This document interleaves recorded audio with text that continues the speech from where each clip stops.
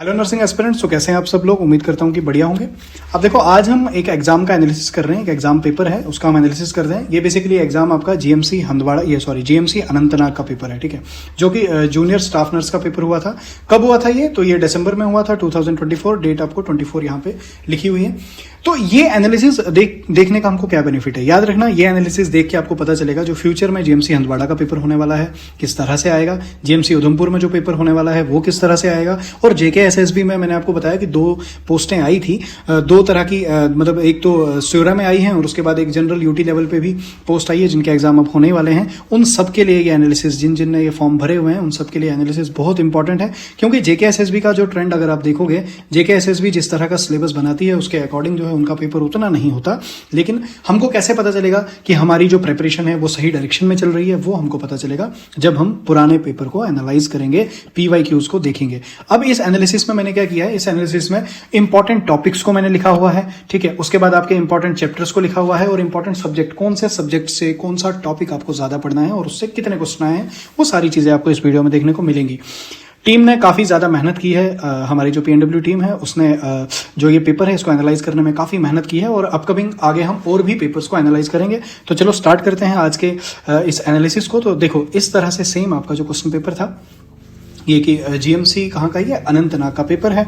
कब हुआ था उसकी डेट्स वगैरह सब लिखी हुई हैं। तो हमने इसको एनालाइज किया है। ये जो एनालिसिस है ये 100% ऑथेंटिक है। साथ में हमने इसके एक एक ऑप्शन को भी हमने देखा हुआ है, ठीक है। जेन्युइन क्वेश्चंस हैं और ऑप्शंस को भी हमने वेरीफाई किया है। ऐसा नहीं है कि आनंद फानंद में, जल्दबाजी में ये रिव्यू जो है तैयार किया है। मेहनत लगी है, इसको ध्यान से आपने देखना है और साथ में नोट भी करना है जब मैं आगे टॉपिक्स को बताऊंगा। तो अब देखो, सब्जेक्ट वाइज वेटेज की अगर मैं बात करूं तो टोटल 60 क्वेश्चन थे इसमें, ठीक है। 60 क्वेश्चन थे। इनका ब्रेकडाउन अगर मैं करूं तो एमएसएन और सीएचएन, याद रखना 2 सब्जेक्ट पे आपको फोकस करना है, एमएसएन एंड सीएचएन। एमएसएन क्या हो गया? Medical surgical nursing. और सीएचएन हो गया, सीएचएन यहाँ पे चाइल्ड हेल्थ नर्सिंग नहीं है, कम्युनिटी हेल्थ नर्सिंग है, ठीक है। कम्युनिटी और आपकी सर्जरी, ये 2 आपको ध्यान से पढ़ना है। अगर आप नॉर्सेट या किसी नेशनल लेवल की आरआरबी, नॉर्सेट वगैरह इनकी प्रिपरेशन कर रहे हो तो वहां पे आप देखोगे एमएसएन, सीएचएन, है ना, एफओएन, ओबीजी, इनको भी वेटेज देनी पड़ती है। ऑप्शन का इन्हीं से काफी आ रहा है। बट जेकेएसएसबी में मैंने देखा जो स्टेट लेवल के अभी जो एग्जाम हुए हैं पीछे प्रीवियस ईयर हम देख रहे हैं, इसमें ओबीजी का उतना कंटेंट नहीं है। बाकी अदर एग्जाम, अदर पोर्शन का उतना कंटेंट नहीं है जितना एमएसएन और सीएचएन का है। तो एमएचएन से अगर आप देखोगे 19 से 20 क्वेश्चन, सीएचएन से 15, एनाटॉमी से 6 आ गए, फंडामेंटल से 6 आ गए, साइकेट्री से 5 आ गए और अदर्स में क्या है आपका न्यूट्रिशन आ गया, या और जो बाकी माइनर सब्जेक्ट आते हैं फार्मा वगैरह, उससे 8 क्वेश्चन थे। इसी में ओबीजी और पीडिया भी है, ठीक है। मैक्सिमम फोकस आपको किस पे करना है? तो मेडिकल सर्जिकल नर्सिंग पे और कम्युनिटी हेल्थ नर्सिंग पे करना है। अब सबसे बड़ी बात, हमारे दिमाग में यह सवाल आता है कि हम ये एनालिसिस को क्यों देखें, इससे हमें क्या बेनिफिट मिलेगा। याद रखना, जब आप ये एनालिसिस को देखोगे आपको ट्रेंड का पता चलेगा, किस तरह के क्वेश्चन आ रहे हैं। हम आइडेंटिफाई कर लेते हैं ट्रेंड को, समझ जाते हैं सब्जेक्ट को और उसके इंपॉर्टेंट क्या क्या टॉपिक्स हैं और कितना टाइम हमें किस सब्जेक्ट को देना है वो हमें पता चलता है। और एग्जाम के ओरिएंटेड हमारा फोकस बढ़ता है। इस एग्जाम के लिए स्पेसिफिक, याद रखना यार, हर एग्जाम का अपना एक तरीका होता है। हर एग्जाम में जो क्वेश्चन पेपर सेट होता है ना, उसका एक तरीका होता है। अगर आप 3-4 साल का, मैं आपको सिंपल सी बात बोलूं, किसी भी एग्जाम की आप प्रिपरेशन कर रहे हो, पिछले 3-4 साल के पीवाईक्यूज को देख लो, ठीक है। पिछले 3-4 साल के पीवाईक्यू को देख लो, उस ट्रेंड को पहचान जाओ, आप हैक निकाल लोगे, आने वाला जो पेपर है उसको आप प्रेडिक्ट भी कर पाओगे, ठीक है। तो याद रखना, हमने फोकस क्या किया है, 80% of your energy on the 20% of topic. आपकी जो मैक्सिमम एनर्जी है वो सिर्फ हम कुछ ही टॉपिक्स आपको बताएंगे, कुछ ही पोर्शन बताएंगे, वहां पे आपने अपना एफर्ट लगाना है और सिलेक्शन ले जानी है। तो ये एनालिसिस क्या करेगा, बूस्ट करेगा आपके स्कोर को, ठीक है। यहां से आपको प्रेडिक्शन हो जाएगी कि फ्यूचर में जो क्वेश्चन पेपर बनेगा वो किस किस पोर्शन से कितना आएगा। सिंपल सी बात है यार, आप मेहनत कर रहे हो, मुझे पता है, आप क्वेश्चन लगा रहे हो, लेक्चर्स देख रहे हो, बहुत सारी चीजें आप कर रहे हो। बट एक चीज मैं आपको बताऊं, क्या यहां पे सिलेक्शन पढ़ाई से होगा, क्या यहां पे मेहनत से होगा, कितने क्वेश्चन किए वहां से होगा? नहीं। यहां पे सिलेक्शन सिर्फ उसी का होगा जिसने स्मार्टली पढ़ा होगा, जिसने अप टू डेट होकर पढ़ा होगा, जिसने पीवाईक्यू को मद्देनजर रखते हुए पढ़ा होगा, किस तरह का ट्रेंड है एग्जाम में पढ़ा होगा, उसी की सिलेक्शन होगी। यहां पे डोंकी वर्क से सिलेक्शन नहीं होता, स्मार्ट वर्क करना पड़ता है। आगे देखते हैं। आप डायरेक्टली देखो, इस स्लाइड का आप स्क्रीनशॉट ले लो, काफी इंपॉर्टेंट है। या तो लिखना हो तो लिख भी सकते हो। मैं आपको सिंपली बता रहा हूं कि जो आपकी कम्युनिटी हेल्थ नर्सिंग है उससे क्या क्या टॉपिक आए हैं वो आप देख लो, ठीक है। तो साथ साथ नोट करेंगे। पहले सबसे पहले आप देखोगे CHN में जो है एपिडेमोलॉजी से, एपिडेमोलॉजी का एनालिसिस मैंने किया। एपिडेमोलॉजी बहुत इंपॉर्टेंट टॉपिक है, इसमें एपिडेमोलॉजी पे फोकस किया था एग्जामिनर ने।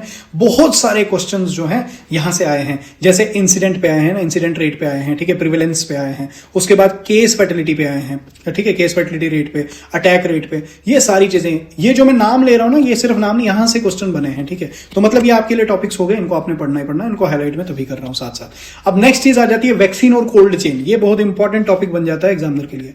वैक्सीन और कोल्ड चेन से बहुत ज्यादा क्वेश्चन आते हैं। अब कहां से आया था इस बार, कहां से आया था, अब ये मतलब, अब देखो वैक्सीन और कोल्ड चेन आपको पता चल गया ना। अब इस टॉपिक को खंगालो और इसको पढ़ो, इसके सारे क्वेश्चन निकाल लो, ठीक है। अब इसमें कहां से स्पेसिफिक क्वेश्चन बना था, क्या क्वेश्चन बना था इससे, तो यहां पे फ्रीजर कंपार्टमेंट वैक्सीन से क्वेश्चन बना था, ठीक है, फ्रीजर कंपार्टमेंट वैक्सीन से क्वेश्चन बना था। उसके बाद नेक्स्ट और कहां से सर क्वेश्चन बना था, डिप्थीरिया वैक्सीन से बना था, ठीक है, MMR से, मीजल मंथ रूबेला उसके टाइप, वहां से क्वेश्चन बना था। और कहां से क्वेश्चन बने थे सर इस वाले पोर्शन में, तो हेल्थ डेज के ऊपर क्वेश्चन आया था। ये डे पूछ लेगा, बताओ इस दिन कौन सा हेल्थ डे था, वैसा करके क्वेश्चन आया था। एग्जाम्पल के तौर पर अगर मैं बताऊं तो इसने वर्ल्ड रेबीज डे को पूछा था, ठीक है। मतलब आपको अब यहां पे समझ में आ गया कि कुछ इंपॉर्टेंट डेज को आपको पढ़ना पड़ेगा यहां से। अब ये देखो थोक के भाव, ये वाले जो क्वेश्चन है ना, रट्टे वाले क्वेश्चन, एक बार अपनी नजर से निकालो, ध्यान में है, क्वेश्चन आया, आंसर दिमाग में है, ऑप्शन में पहचाना, खटाक, नंबर आपकी जेब में। बट अगर आप इस ट्रेंड को ही नहीं देखा आपने, आपको बस पढ़े जा रहे हो, वैसे बात नहीं बनेगी। मैं आपको ये प्रॉमिस करता हूं कि लास्ट में जब ये वीडियो खत्म होगा, थोड़ा सा बड़ा वीडियो हो जाएगा, उतना बड़ा नहीं होगा, आप स्पीड को एनहांस करके देख सकते हो। अदरवाइज मैं पहले ही स्पीड को बढ़ा के ही वीडियो एडिट करता हूं, कॉज मुझे आपसे ज्यादा मुझे आपके टाइम की टेंशन है, कितना क्रूशियल टाइम है आपके पास अभी, ठीक है। तो देखो आपने ये डेज को देखना है, ठीक है, इंपॉर्टेंट डेज को देखना है, कोई भी इग्नोर नहीं करेगा इस चीज को यार, जो इग्नोर करेगा उसकी सिलेक्शन इग्नोर हो जाएगी, याद रखना। अब आगे नेक्स्ट जो है प्रोग्राम्स के ऊपर क्वेश्चन बने थे। कौन से प्रोग्राम्स के ऊपर क्वेश्चन बने थे, तो देखो पोलियो की इरेडिकेशन कब हुई थी इंडिया में। और जो बच्चा लेक्चर्स देख रहा है ना, ये सेम चैनल पे मैं लेक्चर्स भी डाल रहा हूँ, हर 2 दिन छोड़ के मेरे खुद के लेक्चर आते हैं, अदरवाइज रोज MCQ प्रैक्टिस के सेशन में डालता रहता हूँ। अब यहां प्रोग्राम के ऊपर जो पोलियो इरेडिकेशन में पढ़ा चुका हूं, पोलियो के ऊपर भी काफी चीजें पढ़ा चुका हूं लेक्चर्स में। अब पोलियो इरेडिकेशन कब हुई थी इंडिया में, ठीक है, कब डिक्लेयर हुआ इंडिया पोलियो फ्री, वो पूछा था हमको, ठीक है। तो ये जो है ये डायरेक्टली क्वेश्चन ऐसे आते हैं। तो CHN और एपिडेमोलॉजिकल एनालिसिस आपको समझ में आ गया होगा, होप सो पता चला होगा। नेक्स्ट आगे बढ़ता हूं मेडिकल सर्जिकल नर्सिंग पे। MSN यार काफी इंपॉर्टेंट एस्पेक्ट है, यहां से काफी ज्यादा क्वेश्चंस आते हैं। MSN पे क्या है, तो MSN में आपने एक चीज मैं आपको पहले हिंट बता दूं, MSN में 2 चीजों को आपने इनको इग्नोर बिल्कुल नहीं करना। एक तो आपने नर्वस सिस्टम को इग्नोर नहीं करोगे, यहां से क्वेश्चन आता ही आता है, और कार्डियोलॉजी को, ठीक है, कार्डियो को, हार्ट वाला जो सिस्टम है, कार्डियोलॉजी को, सर्कुलेटरी सिस्टम, इसको इग्नोर नहीं करोगे, इसको ध्यान से पढ़ के जाना। ये 2 जे इनके लिए ना GMC वालों के लिए इंपॉर्टेंट है, ठीक है। अनंतनाग वाले में तो बड़ा आया था ये।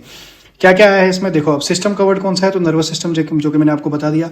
नर्वस सिस्टम में क्या क्या टॉपिक सर पढ़ के जाएंगे, स्ट्रोक को पढ़ के जाना, GCS को पढ़ के जाना, ICP इंट्राक्रैनियल प्रेशर इसको पढ़ के जाना, और कार्डियो में क्या पढ़ोगे, एंजाइम्स को पढ़ोगे। हार्ट की साउंड तो जरूर देख के जाना, ये यहां से क्वेश्चन आता ही आता है और आएगा ही आएगा, ठीक है। अब साइंस के ऊपर बात करें, साइन एंड सिम्टम्स के ऊपर क्या आया था। साइन एंड सिम्टम्स के ऊपर आपका मैकविन साइंस के ऊपर पूछा गया था, ठीक है। मैकविन साइन पे आया था, स्ट्राइडर और वीजिंग या रोंचिया वगैरह, ये सब क्या है, ये रेस्पिरेटरी साउंड से लिखा भी है, रेस्पिरेटरी साउंड्स के ऊपर यहां से क्वेश्चन बना था साइन एंड सिम्टम्स से।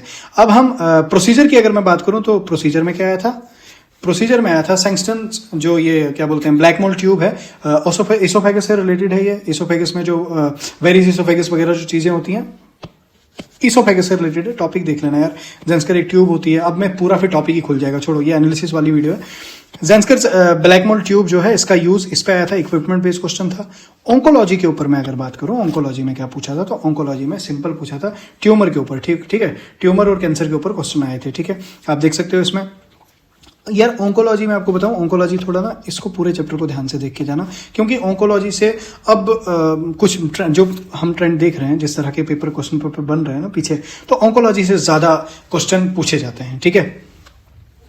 उसके बाद नेक्स्ट हम आगे बनते हैं। हाँ, नेक्स्ट अब ये आ गए हमारे सब्जेक्ट, इनमें से उतने क्वेश्चन तो नहीं है बट पढ़ने हैं। अब क्या टॉपिक्स में बता दूंगा, वो देख लेना आप। सबसे पहले साइकेट्री की बात करेंगे, फिर फंडामेंटल ऑफ नर्सिंग की बात करेंगे। साइकेट्री की जब मैं बात करता हूं यहाँ पे, साइकेट्री में जो है 5 क्वेश्चन पूछे गए थे आपको। क्या क्या पूछे गए थे, किससे पूछे गए थे, टॉपिक्स को हाईलाइट करेंगे। डिल्यूजन पे पूछा था, ठीक है, डिल्यूजन क्या होता है, ठीक है, खासकर डिल्यूजन में क्या था, हिलस्टिक डिल्यूजन को पूछा था, ठीक है। IQ के ऊपर क्वेश्चन आया था, IQ लेवल के ऊपर क्वेश्चन आया था, ठीक है। अब कुछ टर्म्स आई थी, क्या टर्म्स थी वो सर, तो टर्म्स थी हमारे पास डिस्पोनिया, ठीक है, ये क्या लिखा है यार, डिप्सोमेनिया, सॉरी डिस्पोनिया पढ़ रहा हूं मैं से, ठीक है। उसके बाद थियोफोबिया पे ऊपर क्वेश्चन था। अब मैं एक चीज़ बोलूँ, जेकेएसएसबी को ना न जाने क्या एक आदत सी है, ये ज़्यादातर टर्म पे क्वेश्चन डालता है, टर्मिनोलॉजीज पे बड़े क्वेश्चन डालता है। तो साइकेट्री में मैं आपको बोलूँ टर्म्स को अच्छे से देख के जाना, ठीक है, टर्मिनोलॉजीज को ध्यान से देख के जाओगे। अब फंडामेंटल की बात हम करते हैं। फंडामेंटल ऑफ नर्सिंग में फंडा में क्या पूछा था, तो सबसे इंपॉर्टेंट यहाँ से क्वेश्चन आएगा ही आएगा 100%, 1,00,000% मैं आपको बोलूँ बीएमडब्ल्यू बायोमेडिकल वेस्ट पे क्वेश्चन आता ही आता है। क्या है ये, कलर कोडिंग पे क्वेश्चन आएगा, कौन से कलर में क्या चीज़, वो सब। कैनुला साइज के ऊपर क्वेश्चन आएगा, ठीक है, कैनुला का साइज बताओ, 18 किसको लगेगा, है ना, 16 किसको लगेगा, या बेबी को क्या लगता है, न्यूनेट को क्या लगता है, कैनुला के साइज को अच्छे से देखे जाना, ठीक है। प्रिस्क्रिप्शन के एब्रीवेशंस, ठीक है ना, SOS क्या हो गया, है ना, HS क्या हो गया, उसके बाद OD क्या हो गया, वो सब एब्रीवेशंस को देख के जाएंगे, है ना। और थ्योरीज कुछ कभी कभार पूछ लेता है, और हम थ्योरी वगैरह आ जाती है। अब न्यूट्रिशन, और मैंने दोनों को यहाँ पे साथ में रखा है, एक तो न्यूट्रिशन को भी रखा है और एनाटॉमी को भी रखा है, उतना मेजर नहीं है, बट यहाँ से क्वेश्चन आए थे। अब किस तरह के क्वेश्चन आए थे, विटामिन्स के ऊपर क्वेश्चन पूछा था इसने, ठीक है। क्या पूछा था, विटामिन्स के ऊपर पूछा था, केमिकल के नेम पूछे थे, जैसे B2 का, B9 का, है ना, फॉलिक एसिड वगैरह, ये सब पूछा था इसने। लार्जेस्ट ग्लैंड के बारे में पूछता है हर बार, ये क्वेश्चन तो सबने किया होगा, है ना। इसोफेगस की लेंथ, तो लेंथ के ऊपर भी क्वेश्चन आता है, मतलब मेजरमेंट पे भी जेकेएसएसबी क्वेश्चन पूछता है। नेक्स्ट आगे बढ़ता हूं मैं, क्वेश्चन का ट्रेंड एनालिसिस क्या है, तो याद रखना इस चीज को ध्यान से देखो, जो डायरेक्ट मेमोरी बेस्ड क्वेश्चन है ना आपके, वो 60% आते हैं, ठीक है। ये डायरेक्ट मेमोरी बेस्ड क्वेश्चन है, इसमें कोई मतलब वो नहीं है कि आपको कुछ कंसेप्ट लगाना है, सीधा डायरेक्ट क्वेश्चन आता है, याद है दिमाग में तो आंसर आएगा, अदरवाइज तुक्का नहीं लगता है इसमें, ठीक है। इसमें स्ट्रेटजी क्या है, तो रट्टा मारना है ठीक है, मेमोराइज करना पड़ेगा, रट्टा मारना पड़ेगा, इसको ये ध्यान रखना।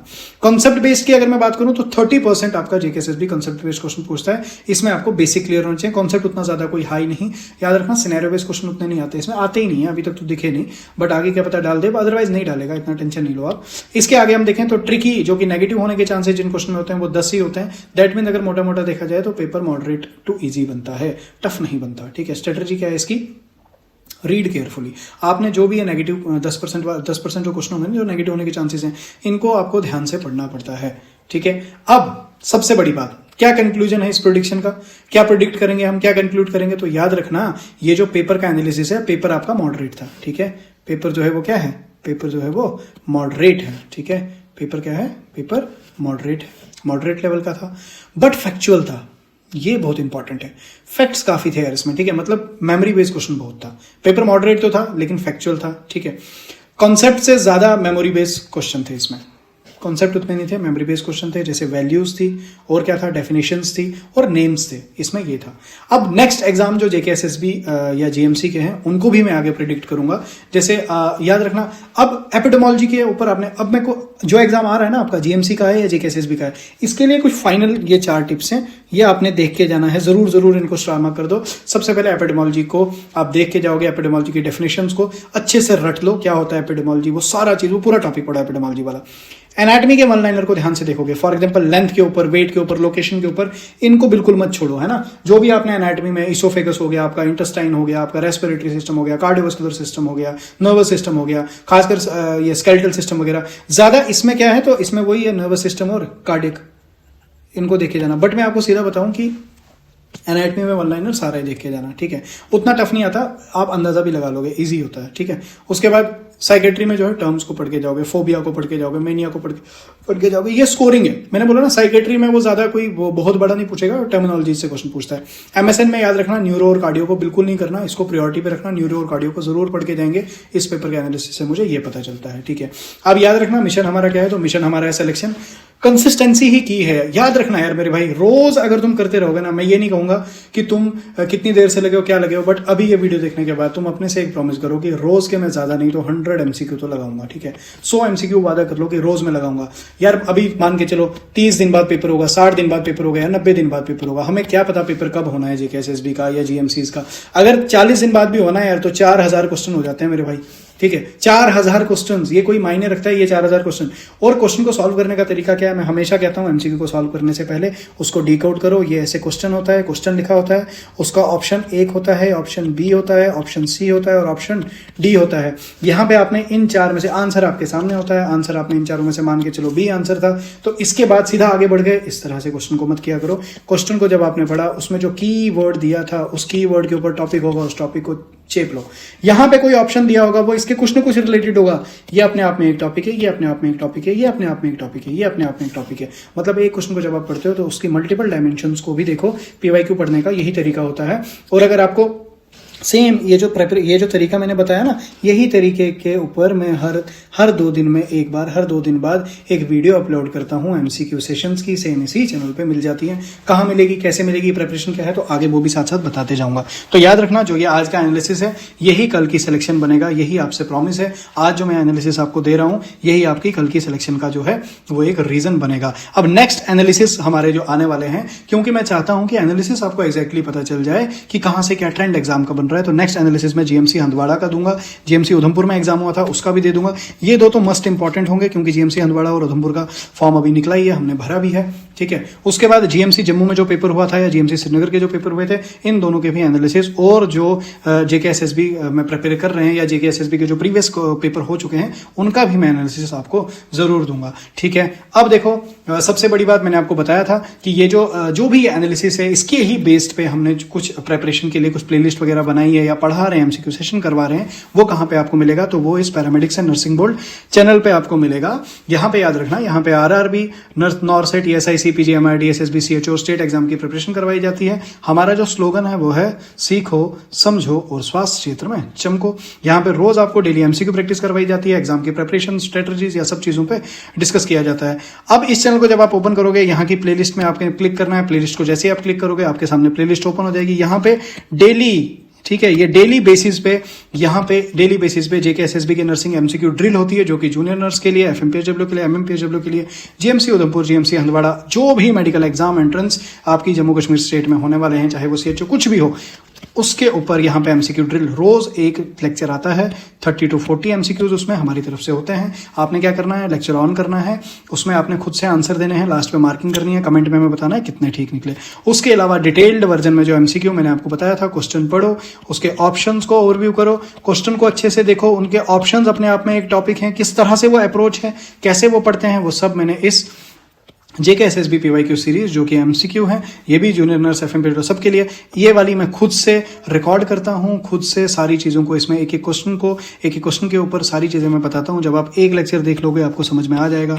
लगभग 7 लेक्चर हो चुके हैं, देख लो। अब ये 7 लेक्चर है। मैं आपको बताऊं, एक लेक्चर में मैंने मुश्किल से 5 क्वेश्चन डिस्कस किए होंगे, बट ये 5 क्वेश्चन देखने में है। जब आप लेक्चर देखोगे तो आपको पता चलेगा 50+ क्वेश्चन आपके इसी एक लेक्चर से निकल जाएंगे, क्योंकि जो अप्रोच हमने लगाई है वो आपको डिफरेंट चीजें समझ में आएंगी और आपको पता चलेगा कि किस तरह का आपको जो कंटेंट है वो प्रोवाइड किया जा रहा है। अब सबसे बड़ी बात, हमारे साथ जुड़ने के लिए आप हमको इंस्टाग्राम पे भी फॉलो कर सकते हैं। यहाँ पे रोज रील्स आती हैं मेडिकल के रिलेटेड, कोई फालतू चीजें नहीं। यहाँ पे आपको मेडिकल की नॉलेज दी जाती है, और जो भी ये प्लेलिस्ट में जो भी आप एमसीक्यू सेशन ये सब देख रहे हो, ये सब कुछ आपको हमारे व्हाट्सएप चैनल पे फ्री ऑफ कॉस्ट मिलेगा। बहुत सारी पीडीएफ्स हम डालते हैं। आने वाले टाइम में हम टेस्ट सीरीज भी डिजाइन कर रहे हैं, बट आपको पता है कि क्वालिटी कंटेंट में थोड़ा टाइम लग जाता है। एकदम से हम टेस्ट सीरीज नहीं लाएंगे। टेस्ट सीरीज जब आएगी तो वो क्वालिटी कंटेंट पे होगी, और ये जो पीवाईक्यूज के एनालिसिस हम बना रहे हैं, इन्हीं पीवाईक्यू के एनालिसिस के बेसिस पे हम टेस्ट सीरीज को डिजाइन कर रहे हैं, ताकि जो भी ये टेस्ट सीरीज को फॉलो करे, वो जब एग्जाम दे के आए तो वो डायरेक्टली बोले कि इसी टेस्ट सीरीज से न जाने कितने क्वेश्चन एग्जाम में उठ के आए थे। तो एनालिसिस से टीम काम कर रही है, जब हो जाएगा तो अनाउंस कर दी जाएगी। उससे पहले आप व्हाट्सएप चैनल हमारा ज्वाइन कर लो, जिसपे पीडीएफ आपको फ्री ऑफ कॉस्ट मिलेगी, और रोज यहाँ पे भी एमसीक्यू मैं खुद से डालता हूं। ठीक है, मैं खुद से एमसीक्यू ढूंढता हूं, जो रेलेवेंट मुझे लगता है उसको मैं खुद से यहाँ पे डालता हूं। और व्हाट्सएप, यूट्यूब पे कोई भी चीज आ रही है, जो भी है, व्हाट्सएप पे आप जब रहोगे आपको मेन क्वालिटी कंटेंट यहीं से मिलेगा, सारी नोटिफिकेशन आपको यहाँ से मिलेंगी। अब सबसे बड़ी बात कि सर व्हाट्सएप पे ज्वाइन कैसे करें, तो आपने क्या करना है, ये चैनल जब ओपन हुआ, यहाँ पे आपने मोर का ऑप्शन है ना, इस मोर को क्लिक करना है। जैसे ही आप इस मोर को क्लिक करोगे तो हमारा डिस्क्रिप्शन ओपन हो जाएगा। इस डिस्क्रिप्शन में जब आप यहाँ लिंक में जाओगे तो इंस्टाग्राम को फॉलो करने के लिए यहीं पे क्लिक करो, फॉलो कर दो। व्हाट्सएप ग्रुप को ज्वाइन करने के लिए यहीं पे ग्रुप करो, व्हाट्सएप को फॉलो कर दो। कोई भी क्यूरी होती है कमेंट किया करो। अगर और कोई पर्सनल क्यूरी है या कुछ और है तो आप इंस्टाग्राम पे हमें डीएम कर सकते हो। मैं आपको एक चीज बता दूं यार, ऑल टाइम मैं अवेलेबल नहीं होता, टीम बैठी होती है। कुछ बच्चों को रिप्लाई मिलते हैं, कुछ को नहीं मिल पाते। ऑफेंड बिल्कुल नहीं होना है कमेंट पे अगर रिप्लाई नहीं मिलता है। ऐसे मेरी कोशिश रहती है कि रोज मैं शाम को बैठ के कमेंट्स देखता हूँ खुद से पर्सनली, 1 आध घंटा लगाता हूँ, हर कमेंट को खुद पर्सनली मैं रिप्लाई करता हूँ। अगर किसी बच्चे को कमेंट पे रिप्लाई नहीं मिलता है तो प्लीज वो इंस्टाग्राम पे डीएम करे, इंस्टाग्राम पे आपको रिप्लाई मिल जाएगा। टीम कभी कभार, क्योंकि सभी आंसर टीम नहीं दे पाएगी, कुछ एजुकेशनल क्वेश्चन, कुछ डायरेक्टली मेडिकल बेस्ड क्वेश्चन होते हैं, वहां पे टीम कमेंट आपका रिप्लाई नहीं दे सकती। तो जब तक मैं अवेलेबल नहीं हूं तब तक रिप्लाई नहीं मिलेगा। थोड़ा सा पेशेंस रखना पड़ेगा आपको, ये ध्यान में रखेंगे। तो कैसा लगा आपको ये एनालिसिस, आपने मुझे कमेंट में जरूर बताना है। और अपकमिंग जो आपके एनालिसिस है उनके लिए कौन कौन तैयार है। और अगर आप ये चाहते हो कि मैं ये जो क्वेश्चन पेपर हैं, जो ये PYQs हैं, इनको मैं अपने तरीके से सॉल्व करवाऊं, उसकी एक अलग से सीरीज चलाऊं, तो आप थोड़ा सा मोटिवेशन के लिए आप इस वीडियो को शेयर करो। जब ज्यादा नंबर हमारे पास होगा तो टीम को भी एंथुसियाज्म आएगा कि नहीं अब हम काम करेंगे। तो याद रखना, एक चीज मैं आपको बता दूं, अगर आप प्रिपेयर कर रहे हैं एग्जाम के लिए तो यार नींद को भूल जाओ, ठीक है। सोएंगे अब आराम से, जब हॉस्पिटल से नाइट ड्यूटी करके आएंगे सोएंगे फिर आराम से, है ना। तो अभी नींद को भूलो, जितना हो सके उतनी मेहनत करो, अपनी आंखों को जला दो, ठीक है। अपने फियर को, जो एग्जाम का फियर है कि यार होगा नहीं होगा, इतनी देर बाद हो रहा है, जो भी ये डर है यार, इस डर को निकाल के बाहर फेंक दो। बस मैंने कहा ना, दिन के 100 MCQs, बस यही है, consistency is the key. 100 MCQ लगाना है बस। रात को सोने से पहले खुद से सवाल करो, क्या 100 MCQ किए? नहीं किए तो उसी टाइम पे पहले 100 MCQ कंप्लीट करो, फिर सोने चले जाओ, अदरवाइज कोई जरूरत नहीं सोने की, ठीक है। अपनी लिमिट्स को पुश करो जितना हो सके। मैं आपको बताऊं, ह्यूमन एक इनफाइनाइट बीइंग है। तुम मशीन से भी खतरनाक हो, क्योंकि मशीन को तुमने बनाया है, ठीक है। याद रखना, मशीन से भी खतरनाक होते हैं हम। तो अपनी लिमिट्स को जितना हो सके उतना पुश करो। स्टार्ट 100 से करो, और मैं आपको गारंटी देता हूँ 100 पे नहीं, आप 1000 क्या 10,000 पे भी नहीं रुकोगे। इतने ज्यादा MCQ करने का नशा लग जाता है पढ़ने का, याद रखना, ठीक है। वर्क सो हार्ड, ठीक है। याद रखना, सब प्राउड करेंगे आपकी विक्ट्री पे। अभी आपको अगर लग रहा है कि यार नहीं हो पाएगा या जो भी है, फॉलो करो MCQ सीरीज को, फॉलो करो, रोज क्वेश्चंस करो। कहीं भी कोई डाउट आता है कमेंट करो, ठीक है। चैनल को सब्सक्राइब करो, चैनल के साथ जुड़े रहो, अपने आप को व्हाट्सएप पर रजिस्टर करो, जिससे कि आप हमारे बिल्कुल मतलब एक प्राइम स्टूडेंट बन जाओगे। कि हम, क्योंकि जो भी हमें इन्फॉर्मेशन डालनी होती है हम व्हाट्सएप पे पहले डाल देते हैं, क्योंकि हमें पता है कि व्हाट्सएप पे वही आएगा जो डेडिकेटेड स्टूडेंट होगा, पढ़ने वाला स्टूडेंट होगा। कैसा लगा आपको ये एनालिसिस, अपने कमेंट सेक्शन में जरूर बताएं। आपके प्यारे प्यारे कमेंट्स, मैंने आपको कहा ना, जो आपके इतने प्यारे कमेंट्स हैं, इतने ज्यादा कमेंट्स हैं, यही मुझे और मेरी टीम को मोटिवेट करते हैं नेक्स्ट कंटेंट डिलीवर करने के लिए। और मैं आपको लास्ट पे देखो एक चीज बताना मैं भूल गया, जो ये प्लेलिस्ट है ना, यहाँ पे ये जो मॉक ड्रिल वाला ऑप्शन है, JKSSB का MCQ मॉक ड्रिल, इस पे डेली वीडियो आ रहा है, ठीक है। डेली बेसिस पे वीडियो आता है, रोज 30 से 40 क्वेश्चन। और जो ये वाला है जो मैं खुद करवाता हूं, बेटा देखो ये क्वालिटी कंटेंट देना है, और भी बाकी क्लासेस होती हैं तो टाइम मैनेज नहीं हो पाता। तो ये वाला क्या है कि ये हर 2 दिन छोड़ के आता है। 3rd डे जो है ये वीडियो आ जाता है। बट मैं आपको एक चीज बताऊं, 3rd डे वीडियो आता है, लेकिन थोड़ा वेट करके बेशक आता है, बट इसमें कंटेंट जो आपको मिल रहा है ना, वो आपको खुद पता है। आप जो पढ़ रहा होगा उसको पता चल रहा होगा कि क्या कंटेंट दे रहा हूं मैं। और आने वाले टाइम में जैसे जैसे टाइम आगे बढ़ेगा, जैसे जैसे डेट अनाउंस होगी या कुछ वैसा होगा, मैं इसकी फ्रीक्वेंसी बढ़ा दूंगा, ठीक है। मैं आपसे प्रॉमिस करता हूं कि चाहे मुझे टाइम निकालना पड़े, मैं इसकी फ्रीक्वेंसी बढ़ा दूंगा। एक दिन छोड़ के एक लेक्चर, और अगर पॉसिबल रहा तो डेली मैं इसको भी करवाना स्टार्ट कर दूंगा। हर दिन मैं इस लेक्चर को भी देना स्टार्ट कर दूंगा। और ये लेक्चर तो आ ही रहे हैं, ठीक है, और इस लेक्चर को भी देना स्टार्ट कर दूंगा, ठीक है। Thank you so much. लगे रहो, मेहनत करते रहो, तुम्हारा ही सिलेक्शन होगा, तुम्हारा ही सिलेक्शन होगा, तुम्हारा ही सिलेक्शन होगा। Thank you so much.